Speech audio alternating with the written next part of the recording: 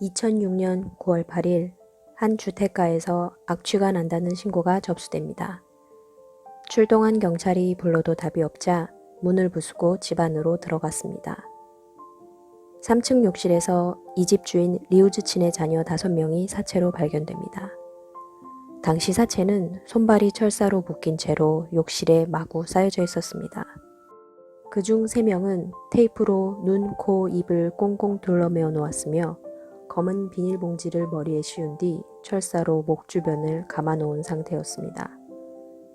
손과 발도 뒤로 해서 철사로 묶어놓은 뒤 이불로 덮어놓았습니다. 나머지 2명 중 1명의 아이는 수건으로 머리를 감싸고 철사로 목을 둘러놓았고 다른 1명은 철사로 목을 묶고 이불로 덮어 씌워진 상태였습니다. 경찰은 1층의 거실 테이블 위에서 2장의 구조 요청 메모를 발견합니다. 백지와 지폐에 각각 25호 인질로 잡혀있다. 아이들이 위험하다. 경찰에 신고해달라. SOS. 258항 25호 인질로 잡혀있다. 빨리 신고해달라. 라고 써 있었습니다. 이 메모는 부친의 필적이 틀림없었습니다.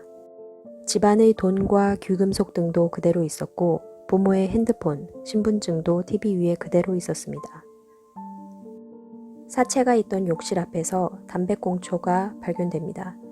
현장에서 발견된 담배꽁초는 DNA 검사 결과 부부의 것은 아닌 사건 발생 3일 전 이 집을 방문했던 친구가 피웠던 것으로 판명됩니다. 하지만 친구는 사건 발생 당일 알리바이가 충분하였기에 혐의를 벗어났습니다. 그렇다면 친구가 1층 재떨이에 버린 담배꽁초를 누가 무엇 때문에 굳이 3층 욕실 앞에 가져다 놓았을까요? 또한 아이들의 사체를 쌓아놓은 화장실의 문과 창문, 하수구는 모두 테이프로 막아놓은 상태였습니다. 범인이 집안에 몰래 잠입하여 아이들을 살해하고 범죄 현장을 정리한 후 부부를 어디로 데려간 것일까요? 경찰은 사라진 부모의 행방을 추적하기 시작합니다. 부친 리우 씨는 당시 48살로 3개의 사진관을 운영하고 있었습니다. 하지만 사진관 운영이 점차 어려워졌으며 사건 발생 3개월 전부터 신용카드 체납이 시작되었고 또 한화 6억 정도의 부채가 있었음이 발견됩니다. 사체에 묶인 테이프에서 부친의 지문도 발견됩니다. 사망 시간을 추정해 보니 아이들은 같은 시각에 살해된 것은 아니었습니다. 첫째 아들은 대학교 입학을 눈앞에 둔 신입생이었는데 가장 먼저 살해당한 것으로 추측됩니다. 막내가 4일 정오쯤 2번째로 살해되고 고3인 둘째는 당일 학교에서 저녁 늦게 귀가 후 3번째로 살해된 것으로 추정됩니다. 5일 아침에 담임선생님이 애가 학교에 안 왔다고 전화하자 모친이 아이가 아파서 못 간다고 얘기했습니다. 나머지 셋째와 넷째인 여자아이들은 다음 날인 5일에 학교에 등교를 했습니다. 오빠들과 동생이 살해된 지는 모르는 상태였던 것으로 판단됩니다. 하교 후 집으로 돌아가 마지막으로 살해당합니다. 사건 발생 당시 부친의 작업실에서 카메라가 발견됐습니다. 그 안에는 모친이 카메라를 들고 녹화를 한 것으로 추정되는 울면서 살해 장면을 찍은 영상이 있다고 알려졌습니다. 하지만 경찰들은 영상은 절대 없다며 끝까지 부인했습니다. 다만 발견 당시 카메라 안의 SD카드는 이미 사라진 상태여서 4장 메모리 카드를 복원한 결과 사건 관련 2장의 사진이 발견되었다고 공개합니다. 이 사진은 부친이 장녀를 테이프로 묶는 모습을 뒤에서 찍은 것이었습니다. 장녀가 2 손을 서로 깍지 끼고 있는 것으로 보아 당시 아직 살아있는 상태에서 살해된 것으로 보입니다. 모든 정황으로 보아 부모가 자녀들을 살해한 것으로 보였습니다.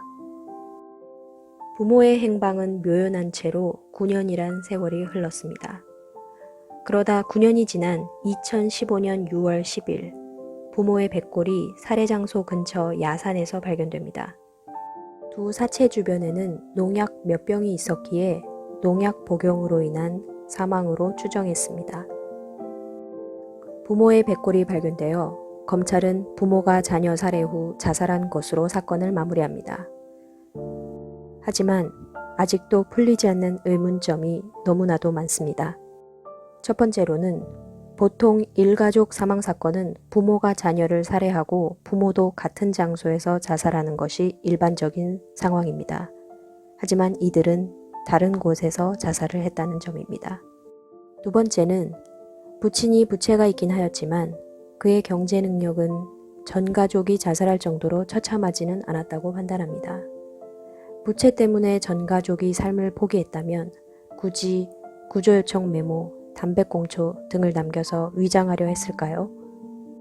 왜 굳이 자녀 사체들을 3층 화장실에 쌓아놓고 사체 부패 냄새가 새지 않기 위해 테이프로 화장실 문과 욕실 하수구멍을 모조리 막아 놓았을까요? 세 번째는 부친은 국가안전국에서 근무한 이력이 있다고 지인들에게 얘기한 바 있습니다.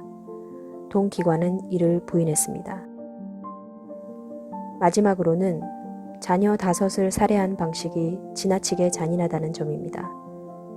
자녀를 이렇게까지 살해할 동기가 모호합니다. 하지만 전 가족이 이미 모두 사망하여 사건의 전말을 알 길이 없습니다. 이제는 영원히 해결되지 않는 미스테리 사건으로 남게 되었습니다. 너무도 안타깝게 살해당한 아이들의 명복을 빌며 이 영상을 마칩니다.